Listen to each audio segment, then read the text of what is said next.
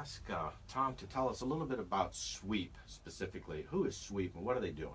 Again, Southwest Energy Efficiency Project, under the acronym SWEEP. It's a multi-state organization that works in public policy, working to advance energy efficiency in a broad range of sectors, from utility programs, municipal programs, building programs.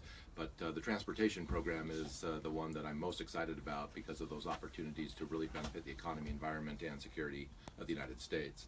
So appreciate what the Green Alliance is doing here in raising the awareness of the benefits of electric vehicles, and something that we're excited about to see the tremendous opportunity that Nevada has. I will have to applaud them as well. So with NV Energy, we've worked with SWEEP for a long time, and they are a great think tank and do an incredible amount of beneficial research that really help us understand, especially the environmental benefits for electric vehicles in Nevada and the other states that they serve in. But I'll be selfish and say that I love the work that they do here. Well, and I guess that the partnerships with the private sector, and in return we need to give kudos, and have given kudos, to NV Energy. As we take a look across the states and looking for utility programs, NV Energy was recognized as a leader in the promotion of electric vehicles with some of their time of use rates, making an extremely affordable fuel, that being electricity, even more affordable. And there's some programs that in terms of purchasing electricity off peak that make EV driving something that everybody should take a look at. Good. We're going to talk about EV driving a little later too. What area does SWEEP cover? What states are you guys active in? Headquartered in Colorado, we're also active in New Mexico, Utah, Arizona, Nevada, and Wyoming. Our founder came from the American Council for an Energy Efficient Economy, and so definitely excited about the opportunities in Nevada to not only develop electric vehicles, but some additional efficiency programs that will also be considered at the Nevada legislature. So those folks that are interested in EVs hopefully will be interested in some of the other energy policies and really get plugged into the whole discussion. There's tremendous momentum in Nevada for doing some great development in emerging energy technologies.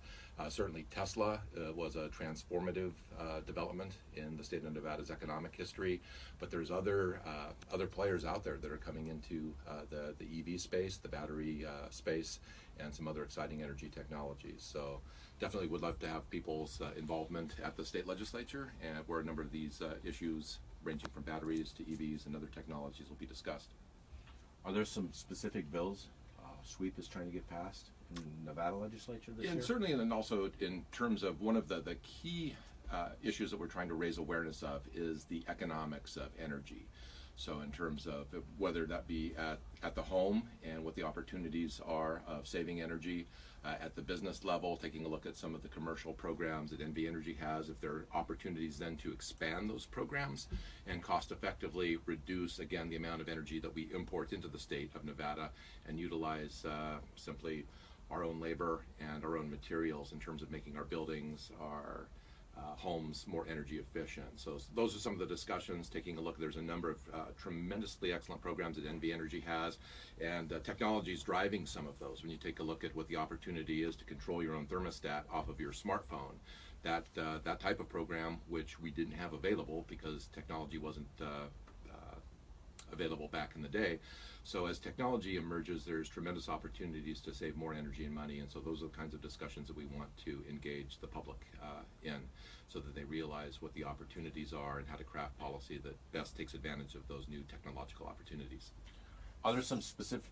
Oh, excuse me, Marie. Go ahead. Sorry, I had to jump in on that one. So from a fuel savings perspective, because Tom so kindly talked about our time of use rates, I know they've looked at it from a macro level, but at a micro level, the money that you can actually put in your pocket from fuel savings per person, you know, if you were to do an electric vehicle time of use rate, your fuel savings could be significant. So say you're driving 1,000 miles a month.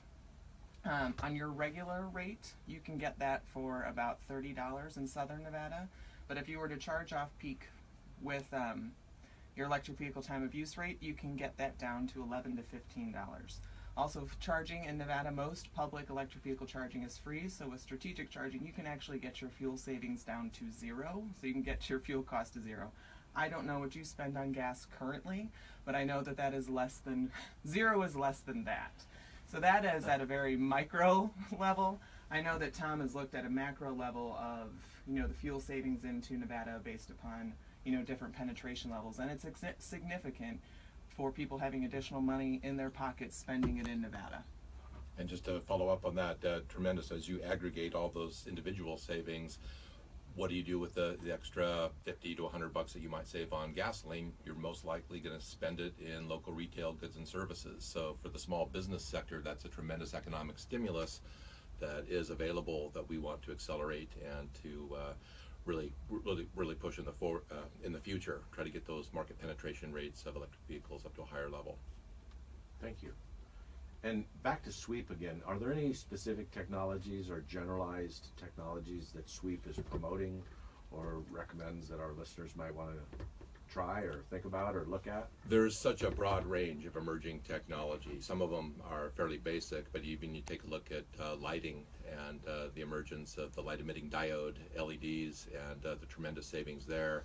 I personally find them so much more attractive than what such a 90s technology being compact fluorescents are so passe, but light emitting diodes, the LEDs, I mean, that just represent a very small portion of this tremendous suite of new technologies coming out. So we don't promote any single technology. It's really just taking a look at the economics of deploying any particular technology, and also program. So it's not just the new products that are coming out, it's ways of deploying those, the incentives that the utilities will have.